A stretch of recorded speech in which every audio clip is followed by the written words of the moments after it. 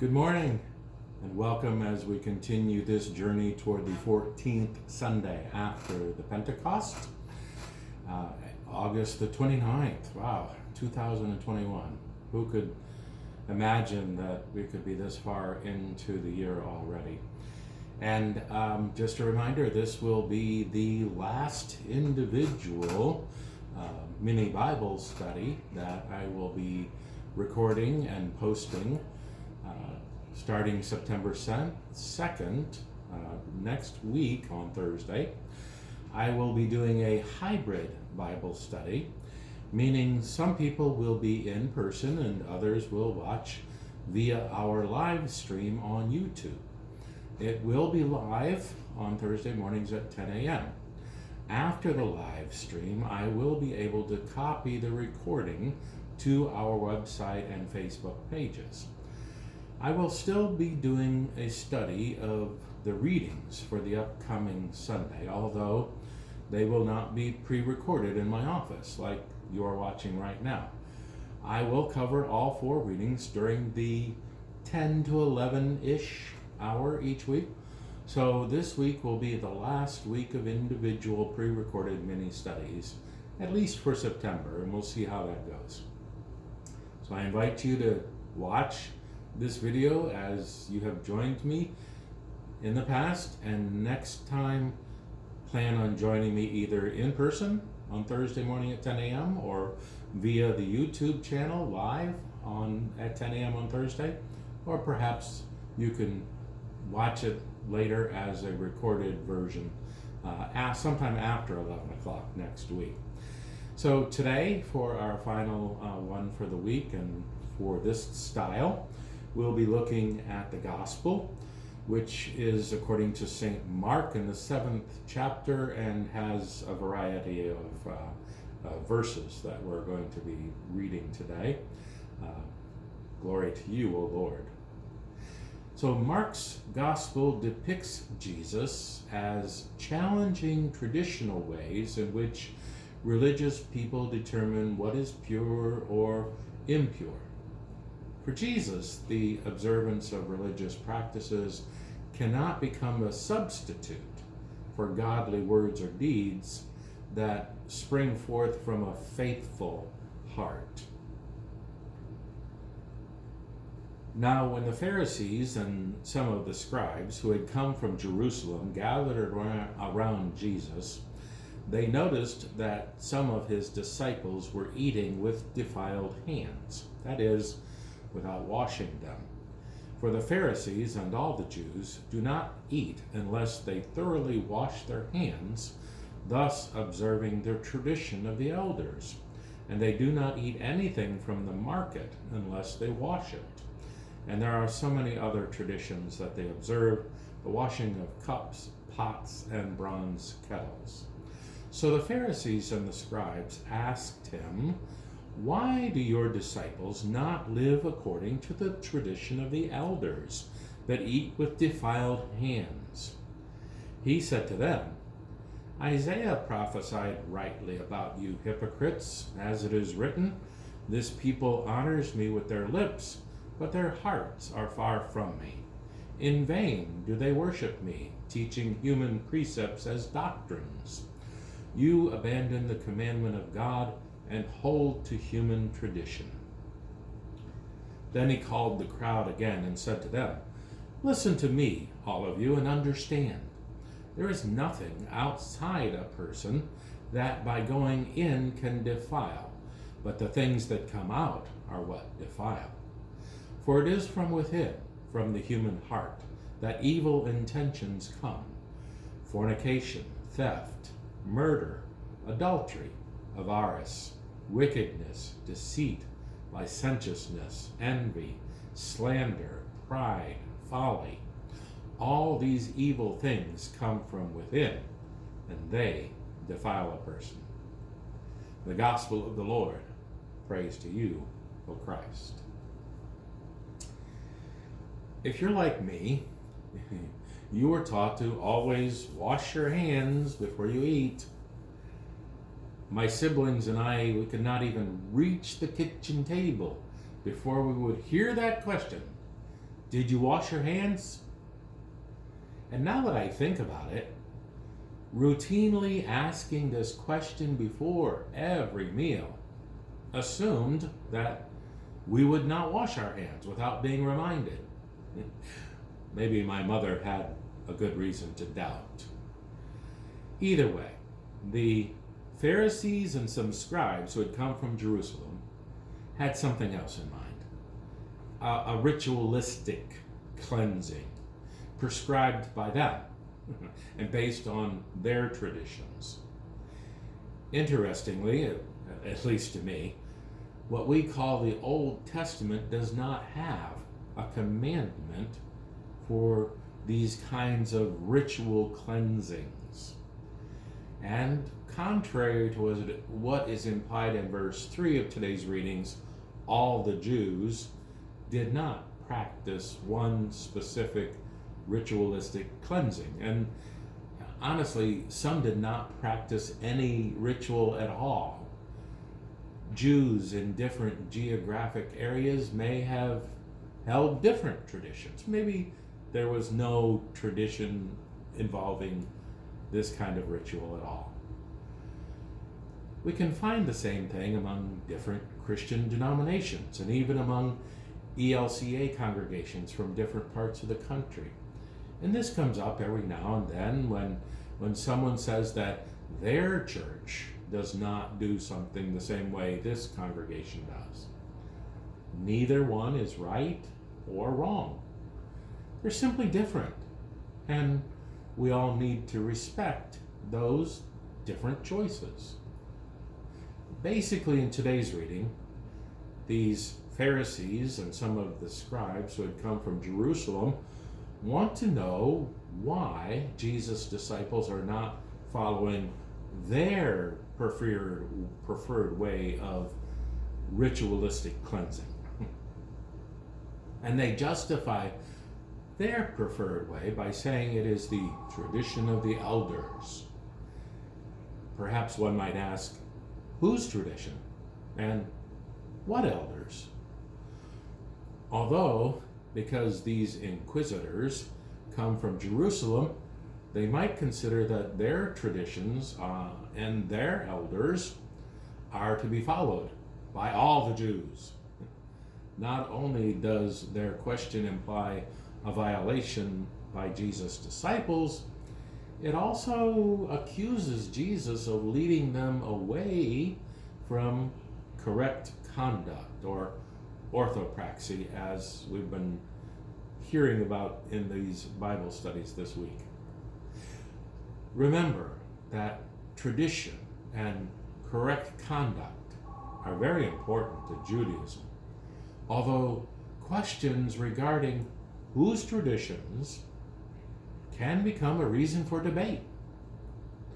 Are traditions from one geographic location or even one congregation of Judaism to be considered better than any others?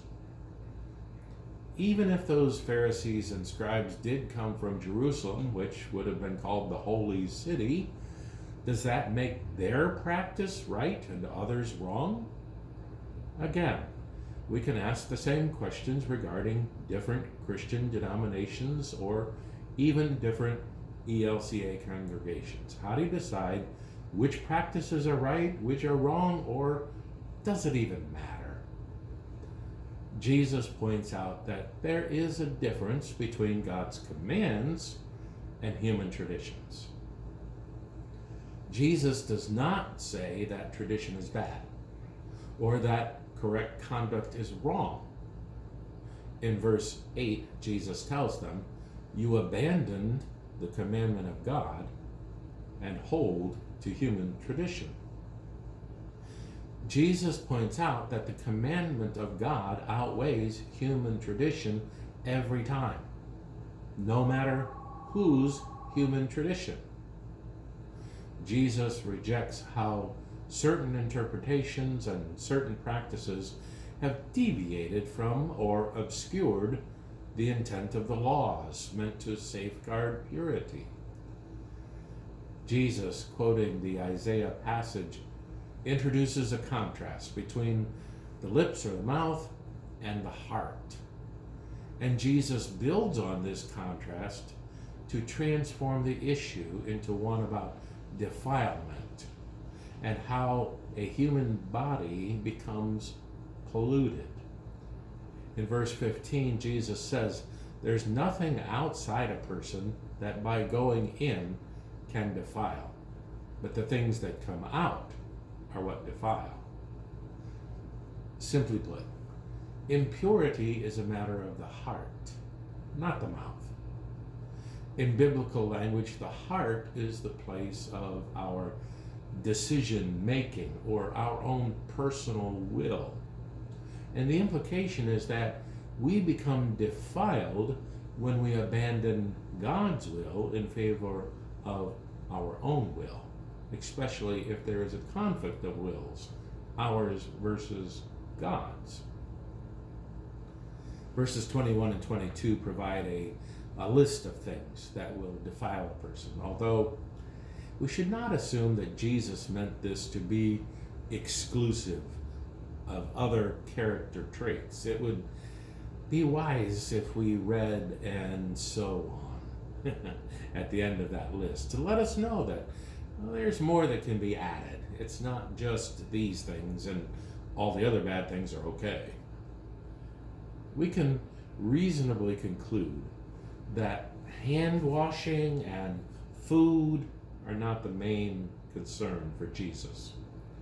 We should not conclude that Jesus was opposed to dietary laws or any other laws, except when they caused a person to abandon God's will.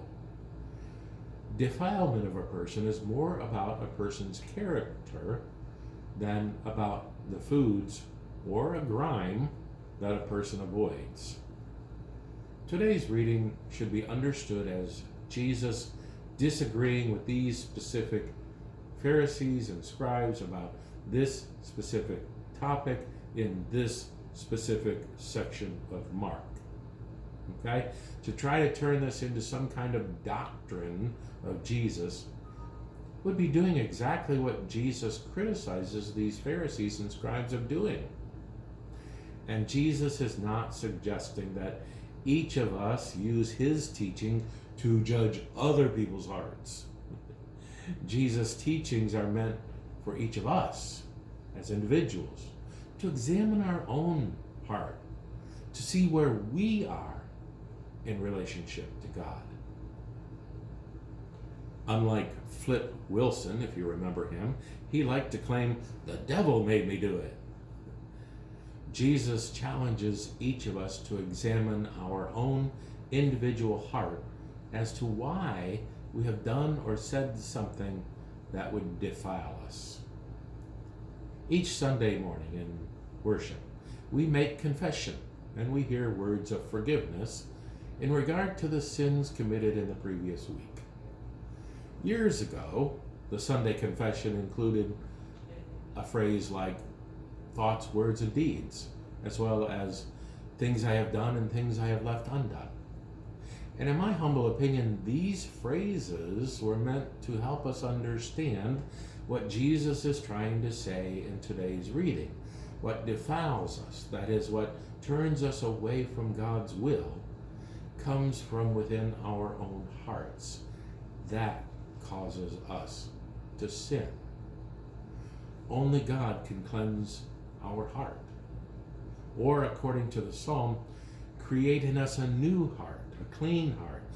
Put in us a new and right spirit. We cannot do that on our own by any kind of ritual or even a sacrifice. Confession and forgiveness are the place to start. Although we must also repent, that is, turn away from our sin and ask God to lead us along right pathways. When Jesus personally spoke forgiveness to someone, he often told them to go and sin no more. We do not include that last statement on Sunday mornings, although it may not be a bad thing. And I understand how the go and sin no more command from Jesus, that can seem impossible. There are times when we sin, maybe even unintentionally, and immediately we feel remorse. We ask for forgiveness almost immediately from God. I think Jesus had in mind those other times when we are aware ahead of time that we're about to sin and we choose to go ahead and do it anyway. I think those are the times, or those are the circumstances where Jesus is talking about. In verse 8 especially, when Jesus says in today's reading, you abandon the commandment of God. Those choices to sin are the things we cannot fix with some kind of ritual. The good news is that we're not expected to fix ourselves. Although that may present a problem for folks who want to be in control of their own destinies and do things their own way. Asking God to forgive our sins, create within us a clean heart, put a new and right spirit within us. That involves surrender, not control. The good news is we're surrendering to a God who loves us unconditionally and wants the best for us. Thank you for joining me again today for this week as we prepare for the 14th Sunday after the Pentecost, August 29th, 2021. This week, this ends the last of these mini Bible studies, at least for now. Next week, we are going to try in-person and online hybrid Bible study, and I ask you to join us at that time. I hope you're having a great day. Take care, and God bless.